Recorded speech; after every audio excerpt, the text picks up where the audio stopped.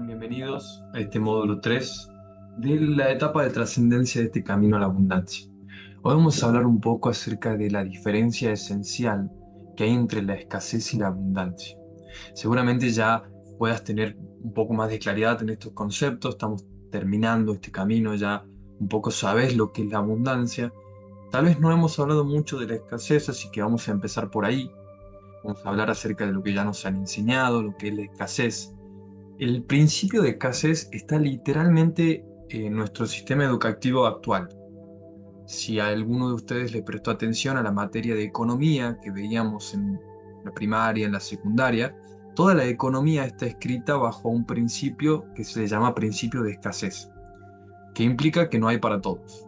Como no hay para todos, empieza este juego de oferta y demanda, y bueno, lo que ya todos conocemos que marca una desigualdad enorme en la manera en la que nosotros nos organizamos como seres humanos. Porque bueno, estamos en esta competencia, estamos en esto de tengo que ganar más que el otro, el, bueno, competencia. Es lo que realmente genera, competir entre nosotros. Y también nos lleva a pensar cosas como no puedo ir de vacaciones porque me cuesta mucho dinero, no puedo retomar mis estudios, no puedo arriesgarme a emprender en este momento porque podría salir mal, la situación económica del país no me lo permite. Hay algunos que piensan que tienen que hasta salir a robar porque no hay escasez, o sea, porque no hay trabajo, disculpen, porque no hay abundancia. La verdad que es muy feo. O sea, literalmente una de las cuestiones que se genera con la escasez es la guerra, la competencia por los recursos. Que si ya has visto hasta acá lo que sería este camino a la abundancia, ya te habrás dado cuenta que no es necesario. Siempre y cuando nosotros mantengamos en nuestra mente de que sí hay para todos, vamos a empezar a encontrar la manera de hacer llegar esos recursos. Es lo que se cuenta en la parábola de Jesús con la división de los panes y de los peces. O sea, no es que había panes para todos en esa parábola, sino de que el maestro lo que hizo fue poner en conciencia de que había que compartir. Y la verdad que yo no estuve ahí, no te sabría decir si es que realmente han aparecido panes de la nada o no, o tal vez eran las personas que tenían escondidos sus recursos y que no querían compartirlos hasta que vino alguien y dijo, bueno, hay que compartir. Y esa conciencia de que sí hay para todos cambia la situación, que es un poco lo que se vive en Argentina o en Latinoamérica en general, con el tema de la televisión, las noticias, nos viven diciendo de que no hay para todos. Y eso hace que nosotros nos comportemos de una manera muy mezquina con el vecino. Si eso cambia, creo que nos vamos a dar cuenta de que tenemos mucho más recursos de lo que nos han dicho. Un poco lo que genera esto, ya habíamos visto cuántas emociones están asociadas a la escasez, pero hoy vamos a hablar de una en particular que es el miedo. El miedo es una falta de confianza, de que nosotros no podemos obtener nuestros recursos, de que el día de mañana nos va a faltar, de que siempre vamos a tener que competir. O sea, un poco la ciudad que está envuelta en esta pobreza se vuelve una ciudad del miedo, una ciudad donde todo da miedo. Da miedo salir a buscar trabajo, da miedo salir a compartir tus recursos, da miedo emprender, da miedo comprar algún negocio, algún emprendimiento que ya esté hecho. En definitiva, estamos como influenciados por este miedo a la escasez, a que ya no haya. Bien, ¿cómo hacemos para salir de esta ciudad del miedo? Un poco lo que venimos haciendo aquí es salir de esa ciudad, pero a nivel mental, a nivel interior, porque es lo que realmente genera el cambio.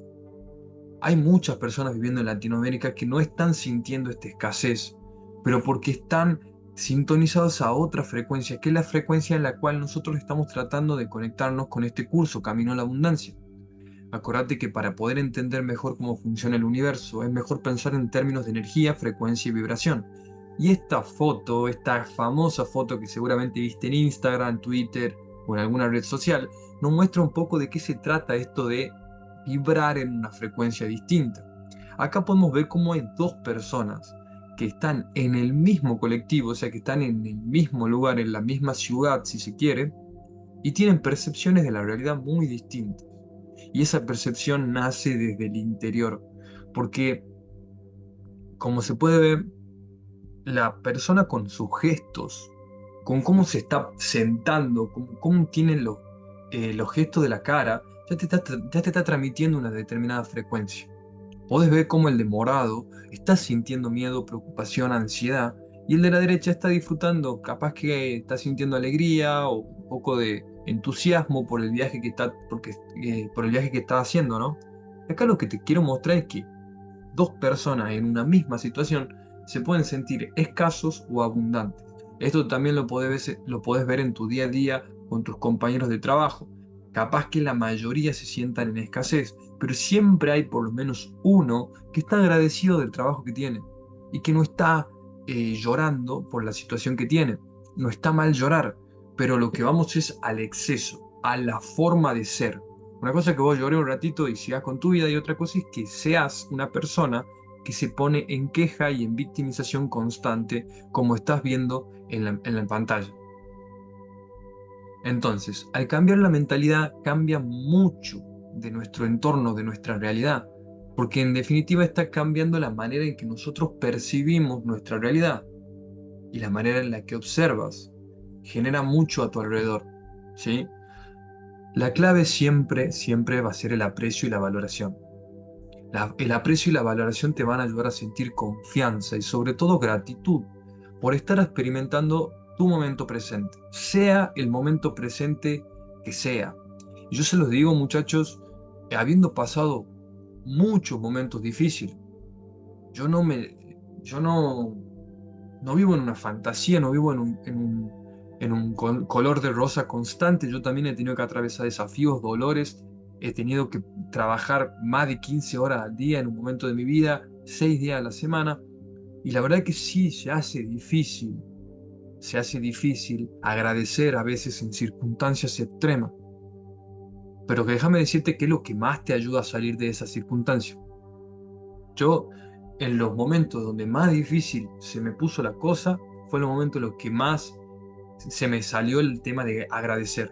Son los momentos en los que más me puse a agradecer porque era obvio, yo ya había visto un poco de esta información, pero ahora quiero que lo sepas, que esos momentos de mucha dificultad son los que realmente generan los momentos de mayor satisfacción después.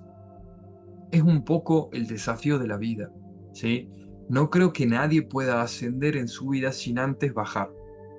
Un poco es la dinámica que todos se nos presenta en el día a día, y la idea es no victimizarse. Ahora, yo sé que como que le estoy diciendo cosas un poco muy abstractas, ¿no? De ya sé que no me tengo que sentir mal y dejar de sentirte mal, no soluciona mucho las cosas. Entonces, ¿qué es lo que realmente vengo a presentarte el día de hoy? ¿Cuál es el motor para poder sentir ese aprecio y esa valoración en los momentos difíciles? ¿Qué es lo que marca la diferencia? ¿Qué es lo que hace que algunos puedan soportar ese dolor y que otros se terminen rindiendo en el camino y terminen abandonando? Para mí lo que realmente genera un motor, lo que permite transmutar los momentos difíciles, es lo que se conoce como el concepto de propósito. Que no sé, aquí está anotado, ahí está. El factor determinante para mí es el concepto de propósito. Esta etapa de trascendencia lo que busca es generar un futuro que a vos te genere entusiasmo vivir. Ya hemos analizado mucho el pasado, hemos sanado heridas del dinero, hemos integrado esas heridas, y la etapa de trascendencia lo que busca es ayudarte a crear un propósito, ¿sí? Un futuro que te dé entusiasmo vivir. Ese propósito entonces lo que va a hacer es unificar todos los objetivos que estás teniendo al día a día para poder plantear una meta a largo plazo. Esta meta a largo plazo va a atraer tu atención como si fuera un imán, ¿sí? Toda tu energía mental que a veces se tira en Instagram o en las redes sociales o en alguna discusión, toda tu energía mental que se desperdicia comúnmente va a ser atraída por este propósito de vida como si fuera un imán que te va a ordenar la energía para que vos la dirijas hacia un cierto propósito y que no se te pierda por ahí. Entonces, Muchas culturas han tratado de generar un propósito para el ser humano para que él no tenga que generar un propósito por sí mismo y por lo general han fracasado.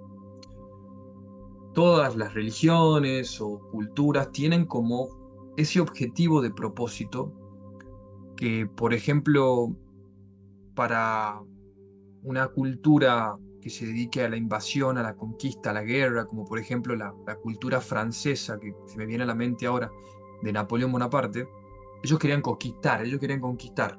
Lo mejor era conquistar otros países, conquistar otros territorios, y un poco el propósito que se le planteaba a la población en ese momento era ser esos guerreros, esos soldados, esos generales que iban conquistando territorio.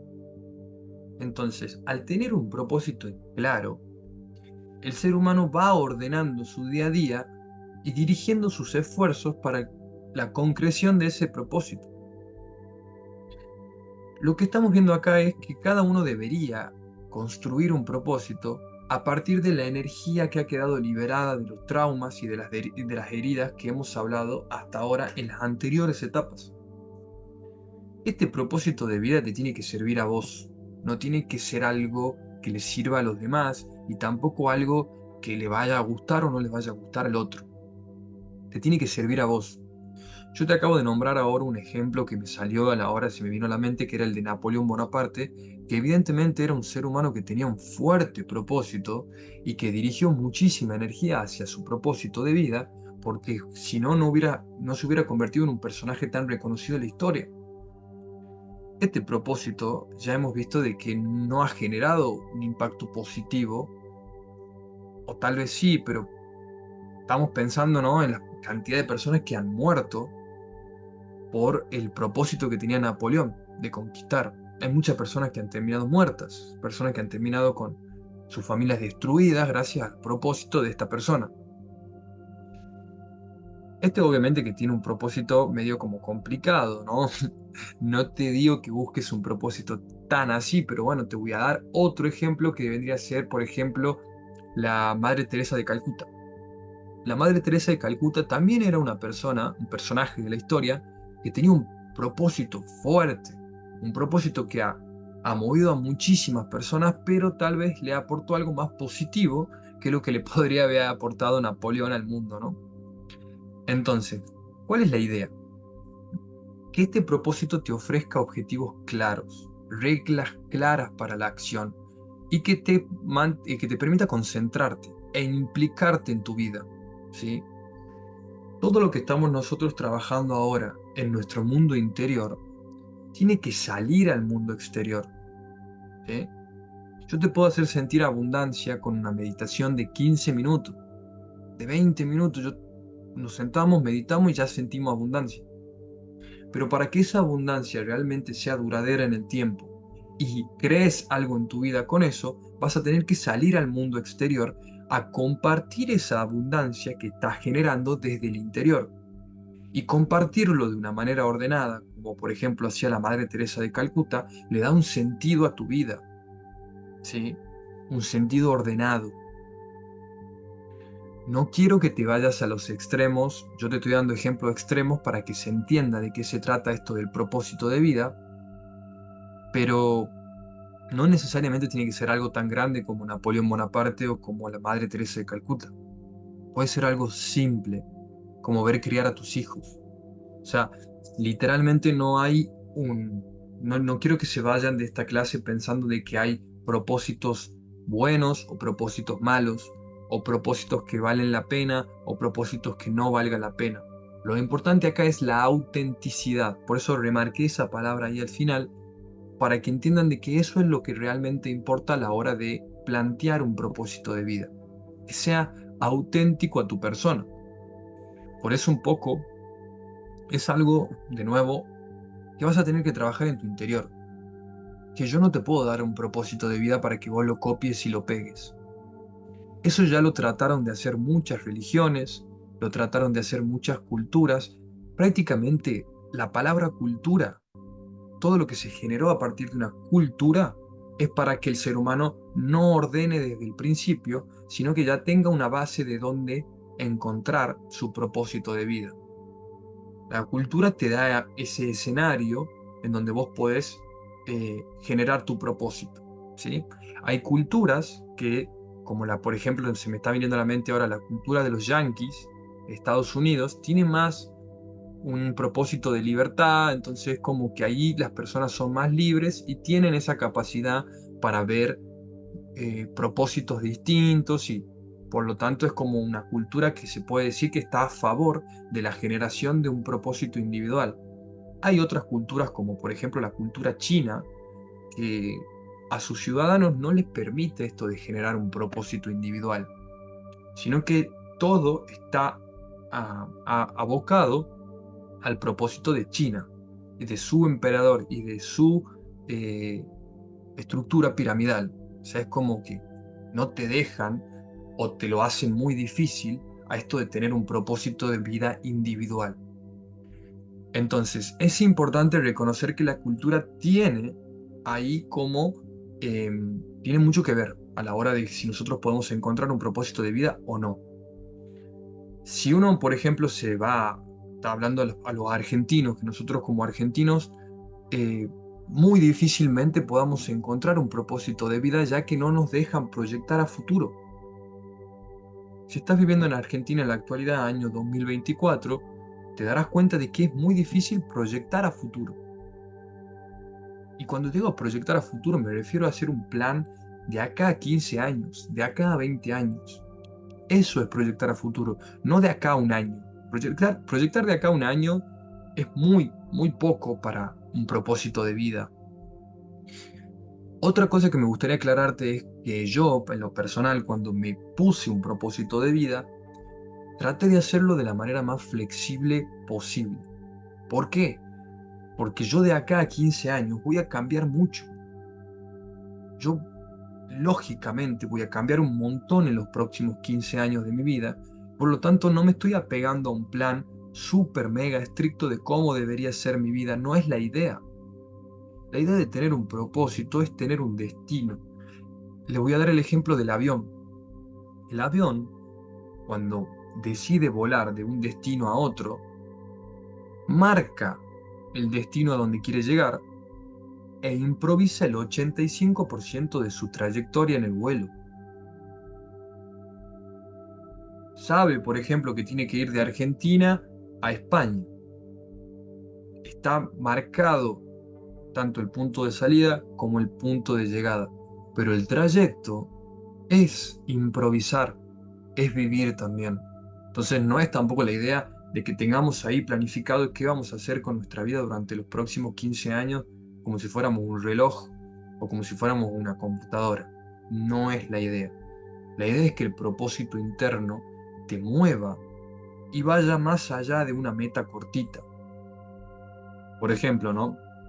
Mi propósito de vida es poder impactar a la mayor cantidad de personas posibles para que tomen conciencia. Me encanta la idea de que puedan tomar conciencia y de que se rompa la ignorancia, ya que yo sufrí de ignorancia en mi vida. Yo la sufría la ignorancia. Cuando yo me di cuenta de que ignoraba algunas cosas o que era ignorante en muchas cuestiones, me generó un dolor tan grande que dije, no, yo quiero información. Quiero no solamente información para mí, sino información para toda mi comunidad.